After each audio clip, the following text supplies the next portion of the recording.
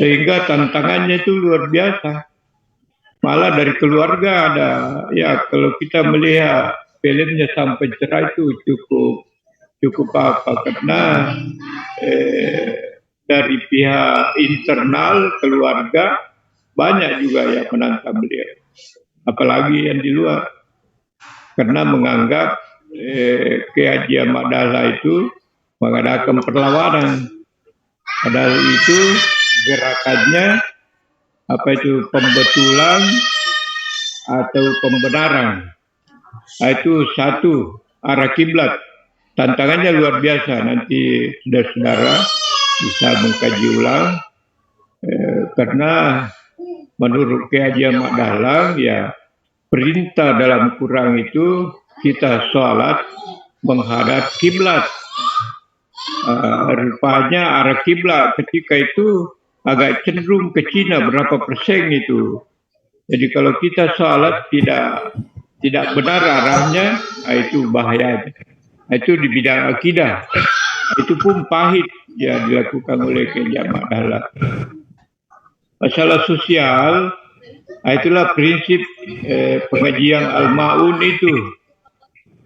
Ya araital ladzi yukadzibu biddin dan seterusnya dikaji, dan itu berapa lama dikaji oleh Ki Haji Ahmad Dahlan oleh muridnya, sehingga ada salah seorang murid, saya lupa namanya ya, dia beranikan diri bertanya kepada Pak Kiai, apakah Al-Quran itu hanya Al-Ma'un? Pak Kiai bilang tidak. Apakah saudara sudah tahu bacanya? Sudah Pak Kiai. Sudah tahu artinya? Sudah Pak Kiai. Apa saudara sudah amalkan? Oh, diam itu semua murid. Sehingga dalam buku-buku Muhammadiyah dulu, kalau pernah ada baca, setelah itu instruksi dari Ki Haji Ahmad Dahlan kepada muridnya, ada yang mengatakan 7 orang, ada 9. Dia suruh keluar untuk mengamalkan Al-Ma'un itu.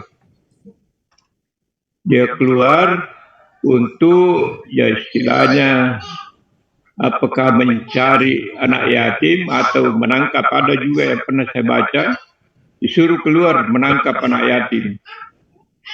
Apa perintahnya?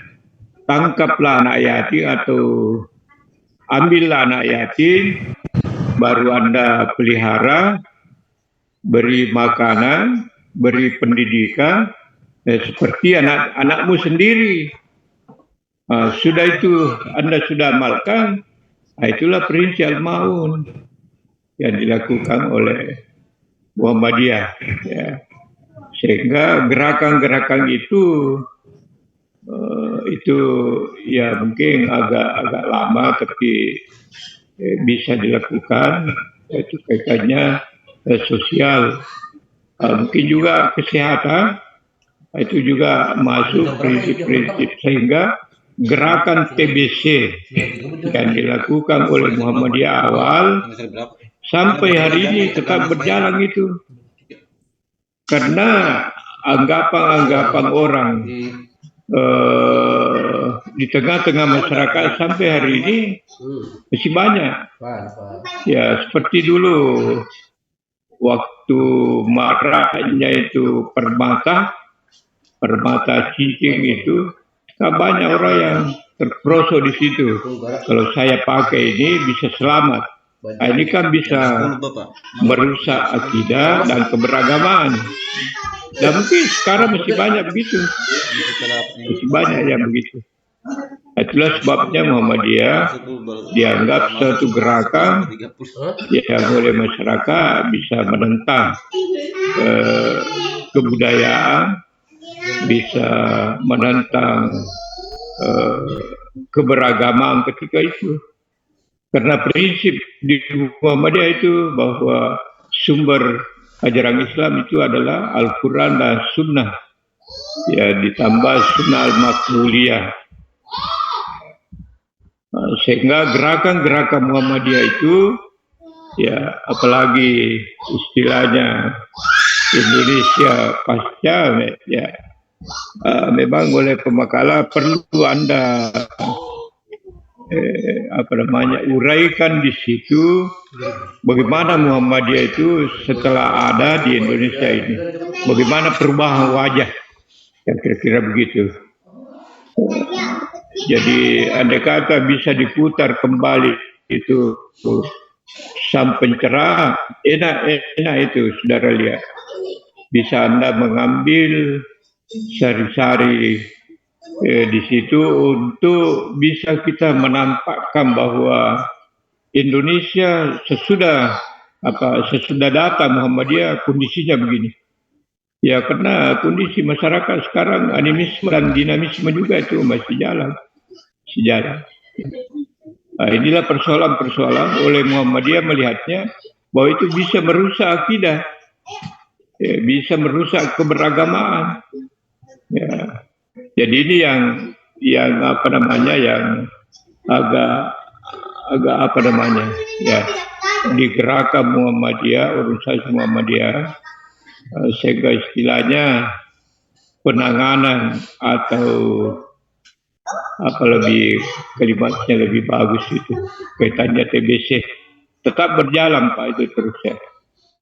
Jadi mungkin itu sedikit input Ibu Sri bahwa bagaimana saudara menampakkan di makalah itu bahwa wajah Indonesia sesudah pasca Muhammadiyah begini-begini.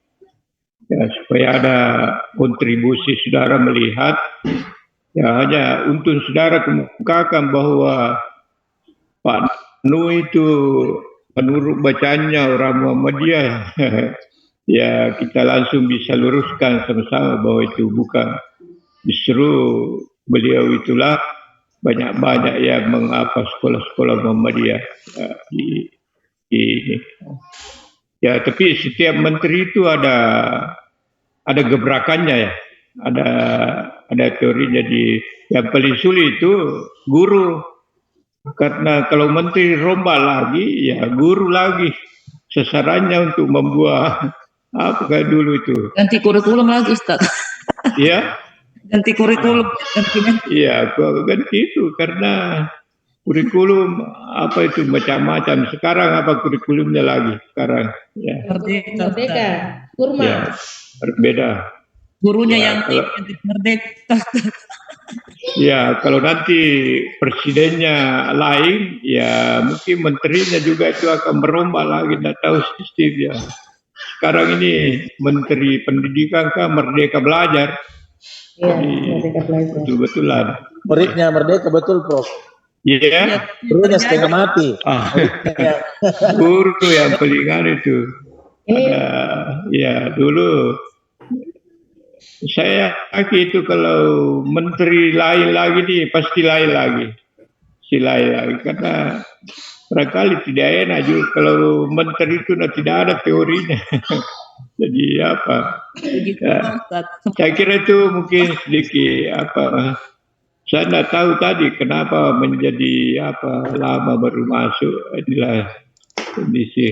Jadi terima kasih Bu Sri, banyak masukan teman-teman, nanti kita perbaikilah sedikit ya, mengarah ke lebih bagus lagi ya untuk itu. Ya, saya kira itu dulu Bu Ratna, terima kasih. Ini hadir semua ya? 9 orang. Hadir semua. Ya. Ini Ibu Rahma, saya data di dekat kampungnya ya. Minggu lalu saya di titik 0. Sekarang di mana, Ustaz? Ya, sekarang sudah kemarin kembali ke Makassar. Jadi berapa hari di Balikpapan itu anak, kemudian diantar jalan-jalan Samarinda, ya, bermalam juga di Samarinda, sehingga di titik 0 ya, titik 0 ya, itu luar biasa itu di sini. Perbatasan ya. Dapur Indonesia. Iya. Luar biasa itu. Raksasa. Jadi saya bilang kita di sini selalu berteriak